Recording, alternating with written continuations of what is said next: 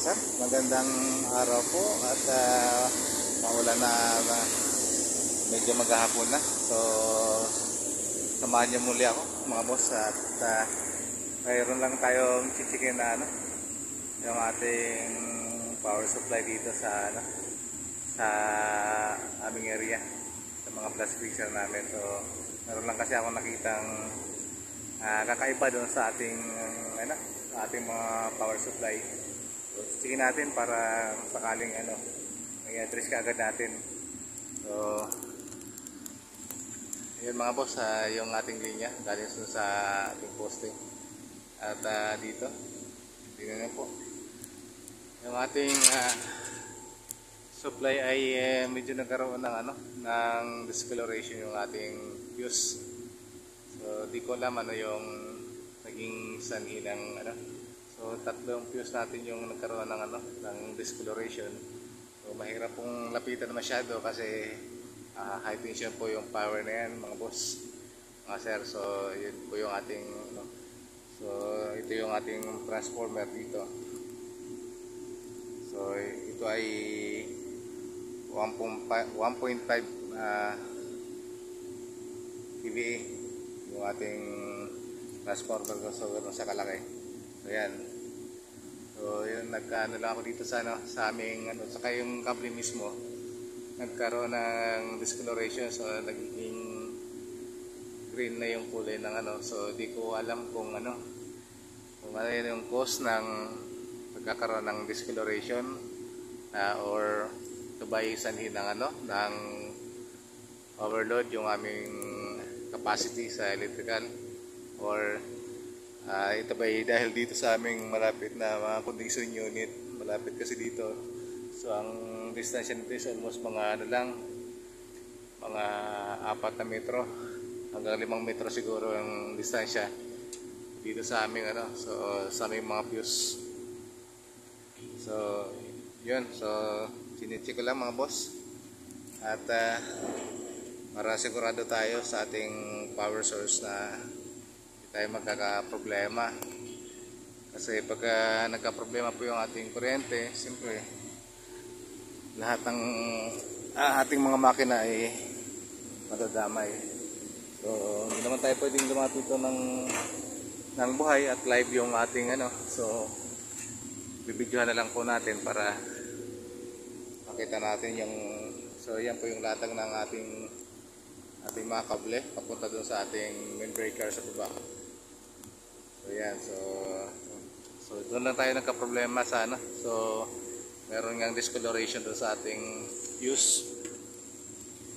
At di tayo sigurado kung ano yung sanhi nagpagkakaroon ng discoloration yung ating tatlong fuse. So merong isang kulay yung pangailalim, yung pinaka-holder niya. So naging green na yung dulo. So pati yung ibang wires dito, yung mga high tension wire niya, yung kable, so nagkakaroon din ng kulay na medyo kulay green. So kailangan maiyan natin kagad, may paabot sa ating mga engineers na may hawak ng electrical para may address natin kung ano man naging so naging problema at yung naging cause ng ganyang discoloration. So pag ganyan, alam ko either masyado kaming loaded, yung aming load capacity sobra or dahil dito sa aming mga unit na malapit dito, baka isa rin yan sa mga nagiging nagko-cause ng discoloration. So may tendency kasing sumabog yung aming fuse. So kailangan habang maaga pa ay i-address na kagad namin yung problema para hindi siya umabot sa ganong senaryo na sasabog yung aming yung aming fuse link, at the same time affected yung aming operation ng baka kasi tamaan din yung aming transformer. So mas malaki yung magiging problema.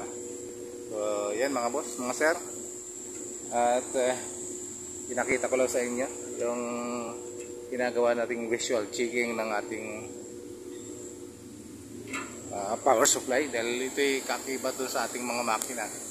So hindi lang tayo check dito sa ating mga makina, pati mga ganito, mga power supply. Chine-check na rin natin kasi damay lahat yung ating mga makina at ang kabuuan ng operation namin pati nagka-problema po ito. So kailangan lagi tayo. So vigilant pagdating sa mga ganitong sitwasyon. So hindi lang tayo sa mga makina, sa mga refrigeration, pati mga electrical na malapit dito sa amin, chine-check na rin namin para mapaabot natin kaagad sa mga in charge na engineers yung sitwasyon ng ganitong estado ng aming power supply. So yan mga boss, mga sir, so pinakita ko lang sa inyo. So hindi ko na masyadong pahabain at medyo mabon-ambon na. So kung kayo naman po ay nagugustuhan nyo ang aming mga video, paki-like na lang po, paki-subscribe at paki-comment na rin mga boss, mga sir, kung kayo po ay hindi naman tinatamad at nagugustuhan nyo aming ginagawang mga video.